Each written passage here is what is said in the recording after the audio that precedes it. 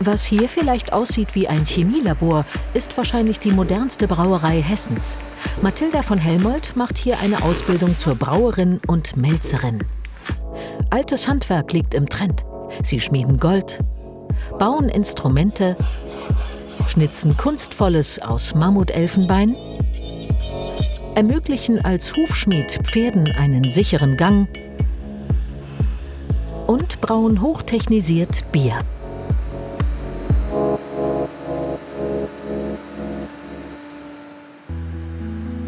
Mathilda ist erst im ersten Lehrjahr, aber schon voll im Brauprozess eingebunden. Ja, also wir ziehen Gärproben, um halt zu gucken, wie weit die Gärung schon vorangeschritten ist, um halt die Gärung zu überprüfen. Immer gleichbleibend sollen die verschiedenen Biersorten schmecken und den richtigen Alkoholgehalt haben. Da müssen die Werte exakt stimmen, sonst muss korrigiert werden.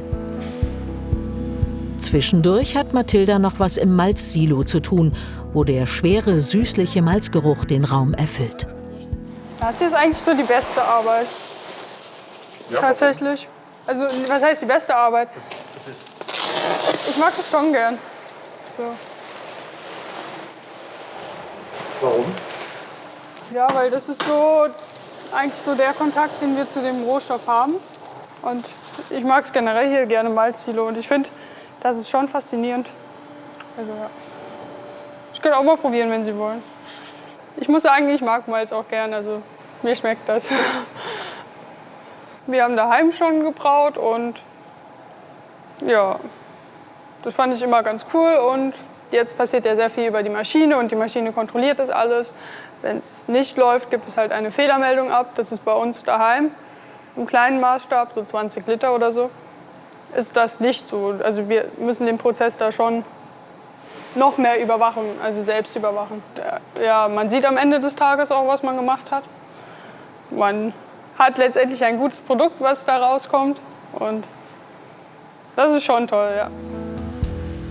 Die hochmoderne Anlage hat vieles automatisiert, was früher von Hand getan werden musste. Sie braut das Bier am Ende aber nur so gut, wie sie bedient wird. Und wäre nichts ohne einen Braumeister, der sein Handwerk versteht, wie Julian Männer. Ja, also die Automatisierung ist natürlich in der Brauerei sehr weit fortgeschritten. Das heißt, wenn ich an meine Lehrzeit zurückdenke, wie viel noch manuell gearbeitet worden ist und jetzt fast alles automatisiert läuft mit ganz wenig Manpower, dann ist es natürlich schon ein ganz großer Unterschied. Und das Bier wird dadurch besser oder anders? Oder? Ich denke, dass es anders geworden ist. Also man kann sagen, jeder technische Fortschritt hat seine Vorteile, nämlich die Biere werden gleichbleibender, weil der Faktor Mensch und auch menschliche Fehler weitestgehend ausgeschlossen sind. Letztendlich ist es aber auch so, dass natürlich das Gefühl für das Produkt bei den Mitarbeitern vielleicht manchmal ein bisschen abhanden kommt, weil man es einfach nicht mehr so viel anfasst, nicht mehr so viel sieht, nicht mehr so viel riecht, weil es ein geschlossener Prozess ist mittlerweile. Also das ist vielleicht die Tücke dann dahinter. Bei der ganzen Modernisierung der Brauprozesse und auch der Kesselinnenreinigung stimmt da trotzdem der übliche Schnitt von 1/3 Brauen zu 2/3 Putzen noch?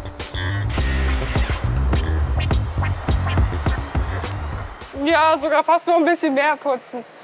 Aber ja, kann man schon so stehen lassen. Bier ist eine wahrhaft göttliche Medizin, sagte schon Paracelsus. Auch lange vor ihm dachten unsere Vorfahren so, weiß die geschichtsinteressierte Mathilda von Helmold. Bier wurde als etwas Göttliches quasi angesehen, ja. Vielleicht war diese Wirkung eben des Rausches. Die Menschen früher konnten sich das halt nicht so erklären, deswegen haben die halt gesagt, ja, da muss was Größeres dahinter stecken, da muss eine höhere Macht dahinter stecken. Und diese höhere Macht hier entfernt dafür den Alkohol aus dem Bier. Das wird für unsere Brauerei mit Sicherheit die Zukunft sein. Also alkoholfreie Fermentationsgetränke haben von Natur aus dann wenig Zucker oder so gut wie gar keinen, sie enthalten keinen Alkohol mehr. Durch die Gärung sind aber interessante Geschmacksstoffe entstanden. Hopfen und Malz kann man voll zur Geltung bringen in ihren verschiedenen Aromen. Und es ist vor allem aus regionalen Rohstoffen erzeugbar. Ob mit oder ohne Alkohol, zu den harten Aufgaben eines Bierbrauers gehört auch die Verköstigung seiner Produkte. Gaumen und Nase müssen dafür trainiert werden. Man riecht es mehr, als man schmeckt. Und man muss sehr viel üben. Und je mehr man übt, desto weniger macht einem normales Biertrinken Spaß. Wenn man jeden Fehler im eigenen Bier oder bei anderen Brauereien dann auch feststellt, auch wenn es so locker und charmant aussieht, ist es eigentlich kein Spaß, sondern es ist das wichtigste Analysetool, das wir haben. Weil das Bier kann chemisch-technisch oder mikrobiologisch optimal sein, aber wenn es nicht schmeckt, ist es halt problematisch. Und richtig gut wird das Bier vor allem erst mit der einen, der wichtigsten Zutat überhaupt. Ja, Liebe. Ja. Ganz viel Liebe zum Detail hat die angehende Goldschmiedin Lara, die wir in der nächsten Folge dabei begleiten, wie sie unter höchster Anspannung eine Brosche fertigstellt.